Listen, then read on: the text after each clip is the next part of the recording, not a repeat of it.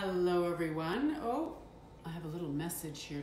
I'm just gonna walk over here. Excuse me for a second. Oh, technical difficulties. Oh, well, I don't think that's anything I need to know. All right, setting me notifications I don't really need to know right now. Anyway, hello everybody, and welcome to the Kids Health Revolution Kitchen, where of course we are cooking up a revolution in your kids' health, one simple but really tasty recipe at a time. And today's recipe is a sweet treat. So holiday season's just around the corner, isn't it? We're coming up on December, which I can't quite believe. But it is time to start baking some holiday treats because the Christmas parties at school are starting and all of the invitations and all of that kind of stuff. So you need to have some delicious treats on hand that you can have that are going to keep your family's health on track, right? Because we don't want to throw everything that we're doing out the window just for this time of year and then have to spend so much time backtracking and trying to get things back on track again. If we can stay the course during this holiday season, what we're doing for our kids is going to be so much more effective than if we're constantly, making exceptions for every special occasion that comes along. So I have been doing this for a really long time, and I know that it's very possible to enjoy all the amazing flavors of the season without having to derail your health goals. And that's exactly what we're doing with this recipe today. So these are my Scottish shortbread cookies, and they are super good. There is 3.5 of them left, and I made them 2 days ago. So they're going fast, and when I make my next batch, I'm gonna have to hide them so they last for our Christmas holidays and our trips. They are so simple to make. Of course, grain-free, dairy-free, and processed sugar-free. Now, they are a treat, so it's not something that you want to be eating boatloads of every day, right?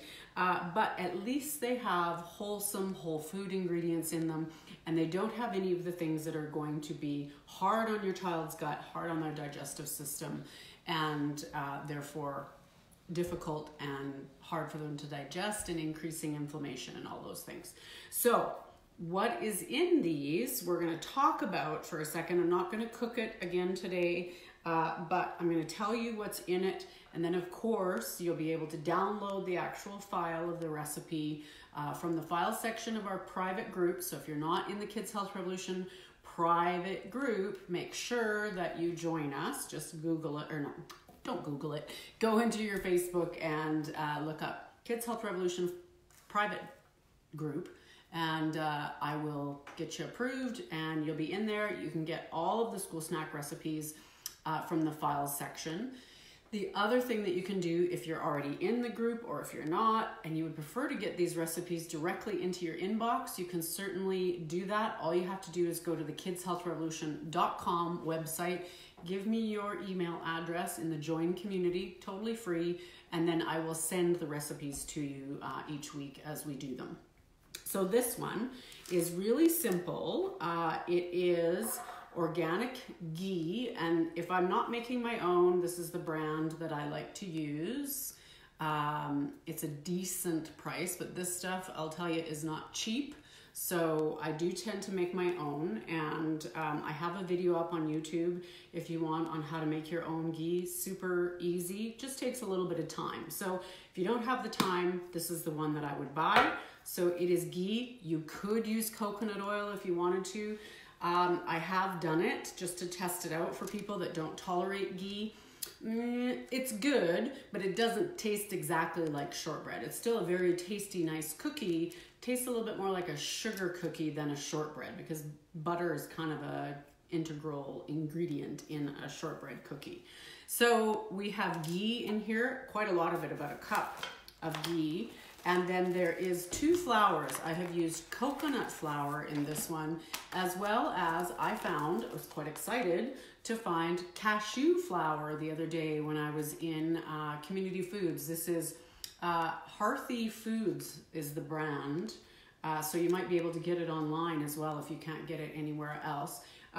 Cashew flour is not that hard to make, but hey, sometimes this is convenient.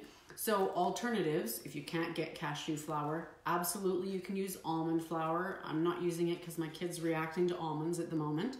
So we're using coconut flour and cashew flour. Now, what if you can't do nuts? Well, then I would suggest you just do cashew flour. If you're GAPS and can't do nuts, then just coconut flour would work. And if you're AIP and you're able to use like cassava flour, then I would substitute cassava flour in place of the cashew flour and still a little bit of coconut flour. So all of the measurements and the instructions are going to be in the downloadable recipe that's going to be in the files section and in your email. Then we're going to go with some vanilla extract. Now this is optional. You don't have to add the vanilla extract.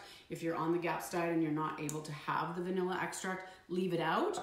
Or if you happen to have that really beautiful vanilla powder, which I do notice has come down in price a little bit, so then by all means add that in. And then of course we need some sweetness. So this one is sweetened with organic honey. Organic is really important when we're using honey in these recipes because those little bees, when they're flying around and collecting all their nectar, if they're collecting from things that are GMO and sprayed with a lot of pesticides and glyphosates, then they're taking all of that back to the hive on their little feeties, and we're getting it in the honey. So if you can manage to get organic honey, that's better. The other thing that's really great is if you can get wild flower honeys from somewhere out in the mountains where the bees are not around the GMO crops and the heavily sprayed crops. That's just as good, if not better. So those are your options. And then of course we're going to need salt, a pretty good amount of salt in this. We're using 1/4 teaspoon of salt, and that's because we're not using salted butter, right? So we're making up for not using salted butter by putting a little extra sea salt in. And then the tools you'll need are a nice big bowl, and I like to use my little hand mixer for this one. You could do it in the food processor, but I find I get a little bit more air into the batter when I do it with a hand mixer like that. So the ingredients just go into your bowl. You're gonna cream your butter and your honey together, and then you're gonna slowly add in your your dry ingredients. And you're gonna come out with a fairly wet dough. So it's not gonna be like your traditional shortbread recipe where you can, roll it and cut it. But what you're gonna do is simply make little dollops of it and press it down with your fingers on your cookie sheet, and they will spread in the oven. So these ones, when I made them, were probably about that big around, and this is how much they spread. Okay, so keep that in mind when you're making your cookies. They will make like a dozen of these bigger cookies. They'll make 2 dozen smaller cookies. Now I will say with the smaller cookies, they're a little bit easier for transportation and things. They hold together a little bit better. So you might want to make them smaller if you're taking them to a party or something like that. Now, the real trick with this is the time in baking. So you do not want to leave these in the oven too long, because A, they'll burn fairly quickly, and B, if you pass the cooking point, then they're going to crumble and fall apart. So about 7 minutes on a convection bake is what I find is the sweet spot. So if you're not using a convection oven, you're going to go maybe a little bit longer, but this is a cookie that when it's in the oven, you want to be checking on it. Okay, so what you want to look for is that it has a nice sort of golden brown on the bottom, and it's starting to brown on the top. And when it's warm, they're still going to be really soft, but there's kind of a bit of a crust that's formed on the top. Even though they're super soft and you think, that's never going to work, you're going to take them out of the oven and let them cool completely. And if you're going to grab them and eat them when they're still warm, they seem really crumbly. Super tasty, but they're a little bit crumbly when they're still a little bit warm. Put them in the fridge for a couple of hours, and then you get this really good sturdy texture to it, right? So you can see that it crunches. It's got that perfect sort of soft, bite to it when you break it open. And it's so buttery and good. Not too sweet. If you want a sweeter cookie, you could add a little bit more of the honey, or you could add in a little bit of stevia or something to boost up the sweet without having to add extra sugar into the recipe. So this recipe has got good fats in it. We're using good quality ghee, grass-fed. If you can get grass-fed butter and make your own ghee, even better. Good for the brain. It's got butyrate, which is good for our intestinal cells. We've got good quality flours in here with, other good fats. Coconut flour is very high in fiber, so there's actually some fiber in this recipe as well, as opposed to the regular ones, which are just a straight up sugar bomb. So there is some good stuff in this cookie. It tastes good. It's a treat. There is sugar in it. You don't want to be, chowing down 12 of these in a day, but this is a definite improvement on something that is full of all the processed sugars and glutens. So there you go, you guys. This is the recipe for Scottish shortbread cookies. Super simple to make. Just one little trick. Watch them when they're in the oven, and you're gonna have this gorgeous little cookie that your kiddos and your whole family is gonna love. Now, remember, recipe will be in the file section, or you can get it straight to your inbox if you're in the Kids Health Revolution community on the website. And this recipe is a sneak peek preview. You guys are getting one of the recipes up front that is going to be part of my holiday baking, event, we're going to call it. I'm calling it Baking for Gut Healthy Holidays. And we're going to be making up a whole bunch of recipes for you that is going to make sure that you have a fridge or a freezer full of beautiful, health-supporting, but yet really delicious holiday treats that your family's gonna love. So you don't end up being that mom that's like, no, honey, you can't have any of that. We're avoiding those things. Yes, we are avoiding the things that are really bad for our health, but we can still have a really good time and have these delicious treats. So these shortbread cookies are one of the recipes that will be in the booklet. There's 10 recipes in the booklet that you will be getting, and we'll be making as many as we can get through on Saturday, December 7th together. We're gonna gather online and we're gonna cook up a storm together and make all of these treats, or as many as we can get through. I'm gonna send you a shopping list that's probably coming out tomorrow, so that you guys have time to get all the ingredients and everything you need, so you're prepared to make some of this really good stuff with me on Saturday morning. So that's Saturday morning at 10 o'clock, that's Mountain Standard Time.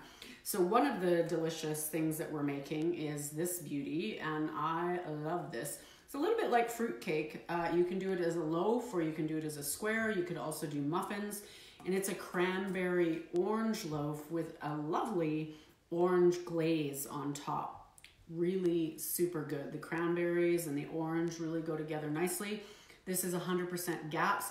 There is eggs in this one, so if you're AIP, you would have to adjust this by trying to use a flax egg or a chia egg. It'll be a little bit more dense, but it would still have all the great flavor and taste really nice. You'd be able to do the glaze and everything else. Then one of the other ones that we were doing, I'm not sure if we can see this very well, let's see if I can pick it up, is a butter tart square. So you could make these tarts if you wanted to, if you have the patience. I tend to not have a lot of patience for fiddling around with tarts, so I prefer to make it into squares. So it's a pastry bottom. This version is actually the AIP version, so it's made with cassava flour. And I also have one that's made with coconut flour for my GAPS people.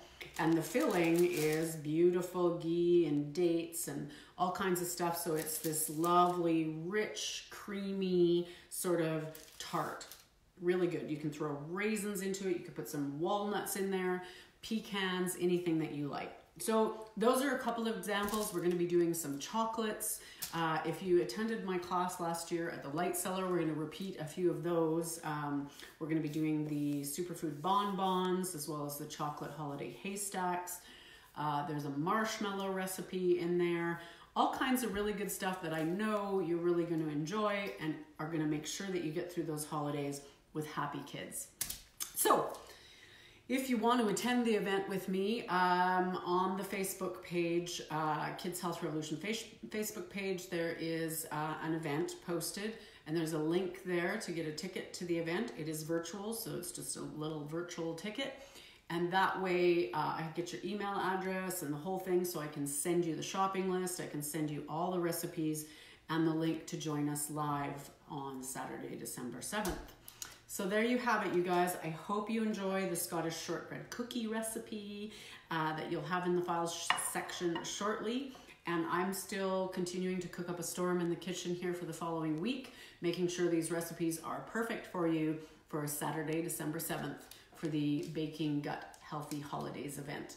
I'll talk to you really soon, you guys. If you have questions, post them below. I'm happy to scroll through and answer any questions you might have.